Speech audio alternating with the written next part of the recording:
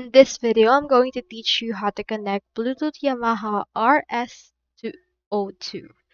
So to actually connect the RS202 Bluetooth pairing or setup, you can head over and use two easy ways. First, you can use the remote control. Press Bluetooth for the source button for more than 3 seconds to enter the pairing mode. Pairing mode lasts for 5 minutes, and in this case, you can open the front display panel of this unit that indicates pairing.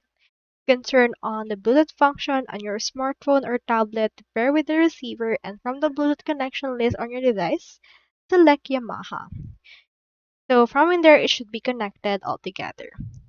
You can also use the front panel and hold down either the input left or right arrow button for 3 seconds in order to open the pairing. Turn on your Bluetooth and you should be connected from there. You may be required a passcode or PIN. Just enter the number 000 in order to connect. So that's all there is today, and I hope this video helped you.